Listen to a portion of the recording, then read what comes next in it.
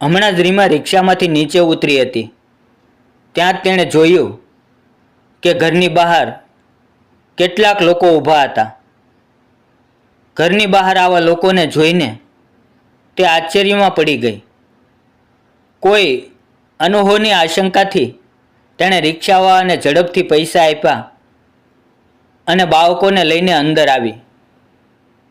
જેવી રીમા ઘરમાં પ્રવેશી કે તરત જ નણંદ નેહા અને પતિ અમિતના ચહેરા જોઈને તે હેબતાઈ ગઈ.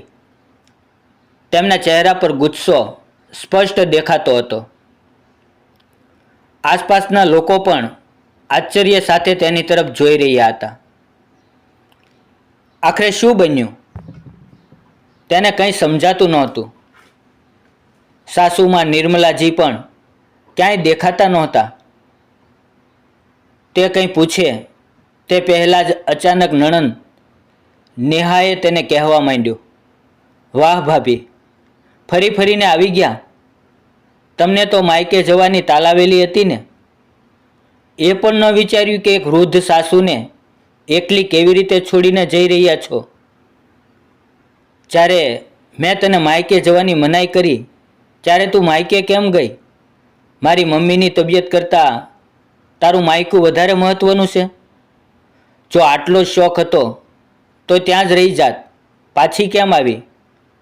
પતિ અમિત પણ કંઈ ઓછો નહોતો. તેણે પણ ગુસ્સામાં કહ્યું, અરે સારું થયું કે હું મમ્મીને મળવા આવી ગઈ. અહીં આવીને જોયું તો મમ્મી બેહોશ પડી હતી. કોઈક પ્રકારે પાડોશીઓની મદદથી બારણું ખોલાવ્યું. સાચી વાત છે, વહુ ક્યારેય સાસુની સગી થઈ છે? આજે તમારી હરકતને કારણે જો મારી મમ્મીને કંઈ થઈ જાત તો યાદ રાખજો, હું તમને છોડત નહીં, નેહાએ કહ્યું. અચાનક સાસુમાની હાલત સાંભળીને રીમા તેમના રૂમ તરફ દોડી. મમ્મીજીને શું થયું? જ્યારે હું અહીંથી ગઈ ત્યારે તો તેઓ બિલકુલ સારા હતા. લ્યો, હવે એવું દેખાડે છે જાણે અમારી મમ્મીની ખૂબ ચિંતા છે. દૂર રહો તેમનાથી. તમે તમારી માતાની પાસે જતા રહો, જેને મળવા માટે તમે આટલા બેચેન હતા. કે પાછો સાસુ એકલી છે તેનું પણ ધ્યાન ન રહ્યું. અમિત રીમાને બહારની તરફ ધક્કો મારતા બોલ્યો, અરે પણ મને તો જોવા દો કે મમ્મીજીને શું થયું છે, તેમની તબિયત કેવી છે. રીમાએ અમિતને કહ્યું, અમે જાતે સંભાળી લઈશું અમારી મમ્મીને, તારી કોઈ જરૂર નથી. જો આટલું જ ધ્યાન હોત તો પહેલાં જ ન જાત. હવે દેખાવ કેમ કરી રહી છો? અમિત ગુસ્સામાં બોલ્યો. આખરે તો તે તારું ત્રિયા ચરિત્ર બતાવી જ દીધું. સારું બનવાનું ઢોંગ કરતી હતી, દેખાડતી હતી એવું હતું કે તારાથી સારી સેવા કરનારી કોઈ વહુ જ નથી. એવી સેવા કરી છે તારી સાસુની કે તે સીધા પથારીમાં પહોંચાડી દીધા. નેહા વચ્ચે જ બોલી પડી. ત્યાં જ પાડોશમાં રહેતી સક્સેના આંટીજી, જેઓ નિર્મલાજીની સારી મિત્ર હતી, તે બોલી ઉઠ્યા, બેટા તમે શું કરી રહ્યા છો? ઓછામાં ઓછું તેને ધક્કો તો ન મારો અને મમ્મીને મળવા તો દો. કોને મળવા દઈએ આંટી? તમે જોયું નથી કે મમ્મીની શી હાલત થઈ છે? પગમાં પ્લાસ્ટર ચડી ગયું છે અને હજુ પણ બેહોશ છે. બધું આના કારણે. અરે માયકે આટલો જ મોહ હતો તો લગ્ન જ કેમ કર્યા? માતા પિતાની પાસે જ રહી જાત. અમિતે સક્સેના આંટીને સાંભળતા કહ્યું. અમિતની વાત સાંભળીને સક્સેના આંટી પણ ચૂપ થઈ ગયા. પણ જ્યારે પાડોશીઓએ કહ્યું કે થોડીવાર શાંતિ રાખો, ત્યારે અમિત અને નેહા તેમના પર પણ ભડકી ઉઠ્યા. છેવટે બધા જાતે જ ચૂપ થઈ ગયા. પણ આ તમાશો જોઈ રહેલા બે બાળકો, 7 વર્ષનો શ્લોક અને 5 વર્ષની કનક, રડી પડ્યા. તેમને રડતા જોઈને રીમા બંનેને સાથે લઈને પોતાના રૂમ તરફ જવા લાગી. ત્યાં જ નેહાએ કહ્યું, ક્યાં જઈ રહ્યા છો? તમને ભાઈએ કહ્યું ને કે અહીંથી નીકળી જાઓ. નહીં જાઉં હું અહીંથી. આ ઘર મારું પણ છે. આ ઘરમાંથી મને તમે તો શું તમારો ભાઈ પણ નીકળી શકે નહીં. મેં આ ઘરમાં મારી જિંદગીના 10 વર્ષ આપ્યા છે. અને તમે બંને સારી રીતે જાણો છો કે મેં ક્યારેય કોઈ વસ્તુની કમી રાખી નથી. તમારા બંને કરતાં વધારે મમ્મીજીની સેવા મેં જ કરી છે. પણ એક ભૂલ શું થઈ ગઈ, મારા આટલા વર્ષના કાર્ય પર પાણી ફરી ગયું. અને તે પણ એવી ભૂલ જે મારી છે જ નહીં. મમ્મીને હોશમાં આવવા દો, ત્યાર પછી જ મારી સાથે વાત કરજો. રીમા એકદમ મજબૂત બનીને બોલી. આ જોઈને નેહા ચૂપ થઈ ગઈ. જ્યારે અમિત ત્યાં સોફા પર માથું પકડીને બેસી ગયો. એક એક કરીને પાડોશીઓ ધીરે ધીરે ત્યાંથી નીકળી ગયા. રીમાના અમિત સાથે લગ્નને 10 વર્ષ થઈ ગયા હતા. અને આ 10 વર્ષમાં તેણે ક્યારેય પોતાના તરફથી કોઈ કમી છોડી નહોતી. નણંદ નેહાના લગ્ન તેના લગ્નના 1 વર્ષ પછી જ થયા હતા. પણ પોતે પોતાના સસુરાલમાં પરેશાન હતી. તેથી તેને લાગતું હતું કે ભાભી તો અહીંયા આરામથી રહે છે અને હું ત્યાં સાસરિયામાં ઘસાઈ રહી છું. પરંતુ સાસુ નિર્મલાજી રીમાને ખૂબ માનતા હતા. કારણ કે રીમાએ ક્યારેય પોતાની જવાબદારીથી મોં ફેરવ્યું નહોતું. કેટલાક દિવસથી રીમાની મમ્મીની તબિયત ખરાબ હતી. તેથી તેઓ વારંવાર દીકરીને મળવા આવવા માટેનું કહેતા હતા. પણ પાછળ નિર્મલાજી ઘરે એકલા રહી જશે એ વિચારીને અમિત તેને જવા દેતો નહોતો. દર વખતે એ જ બહાનું કાઢતો કે જે દિવસે હું ઘરે હોઉં ત્યારે જાજે. હાલાકી નિર્મલાજી તદ્દન સ્વસ્થ હતા. આજે સવારે જ્યારે ફરીથી રીમાની મમ્મીનો ફોન આવ્યો ત્યારે રીમાએ અમિતને જવા માટે પૂછ્યું. પરંતુ અમિતે સ્પષ્ટ ના પાડી. ત્યારે નિર્મલાજીએ કહ્યું, હું કોઈ બીમાર નથી કે મારું ધ્યાન રાખી ન શકું. 2-3 કલાકમાં મમ્મીને મળીને આવી જશે. તો શું બગડી જશે? જવા દે તેને. વ્યર્થ મારા નામે તેને રોકવાની જરૂર નથી. નિર્મલાજીના દાટવાથી અમિત કંઈ બોલ્યો નહીં. પણ તેણે હા પણ ન પાડી.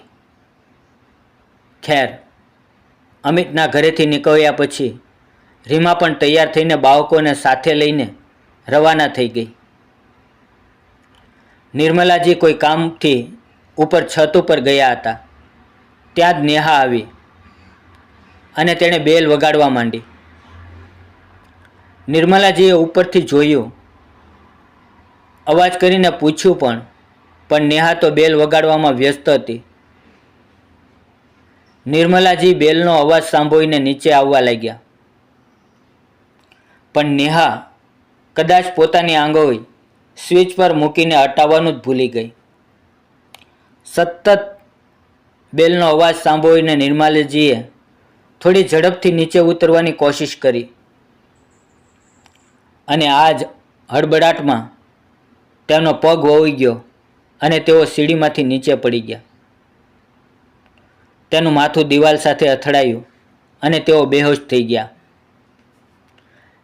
જ્યારે ઘણીવાર સુધી બારણું ન ખુલ્યું ત્યારે નેહાએ અમિતને ફોન કર્યો.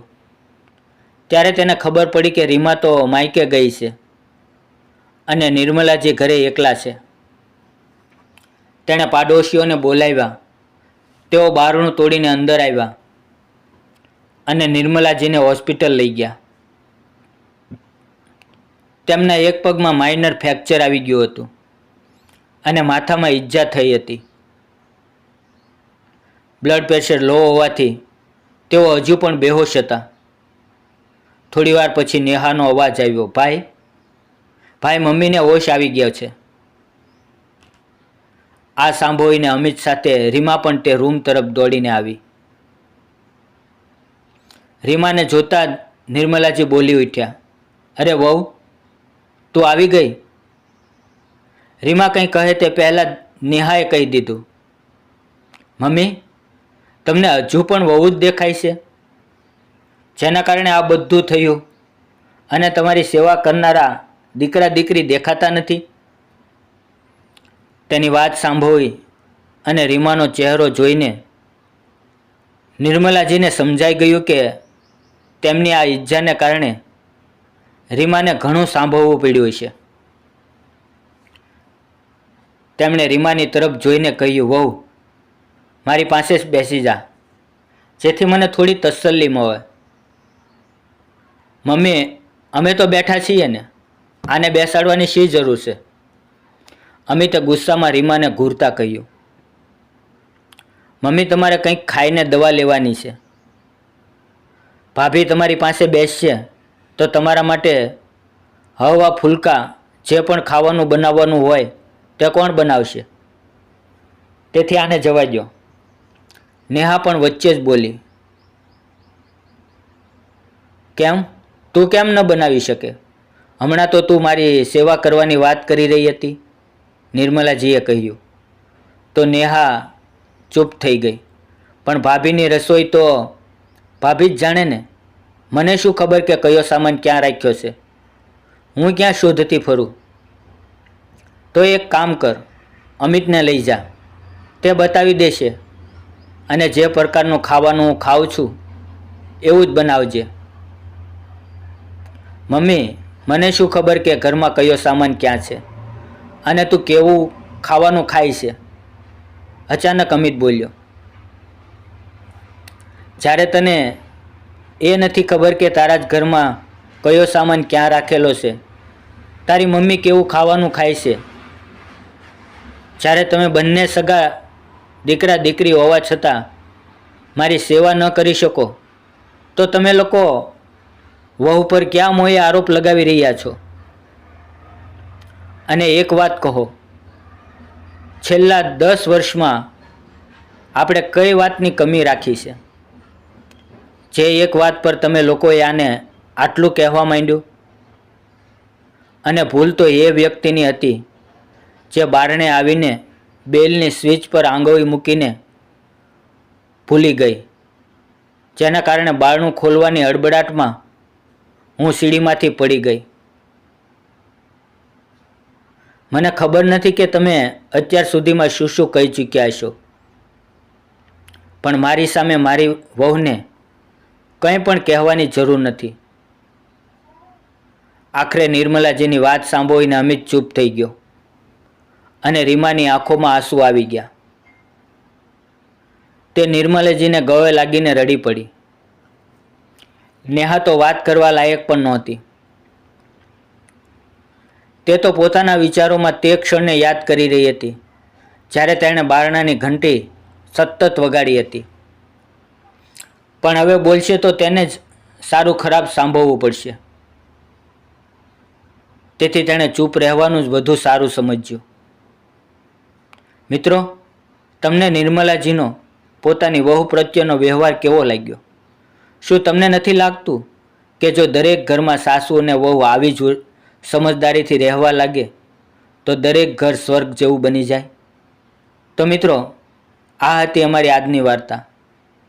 આ વાર્તા વિશે તમારી રાય કોમેન્ટ બોક્સમાં જરૂર લખજો, અને વાર્તાને શેર અને લાઈક કરજો. અને જો તમે મારી ચેનલ પર નવા છો તો ચેનલને સબસ્ક્રાઈબ કરીને બેલ આઇકોન જરૂરથી દબાવી દેજો, જેથી તમને આવી સારી વાર્તાઓ રોજ સાંભળવા મળતી રહે. મળશું એક નવી વાર્તા સાથે. ત્યાં સુધી આવજો. વિડીયો પૂરો જોવા બદલ ધન્યવાદ મિત્રો.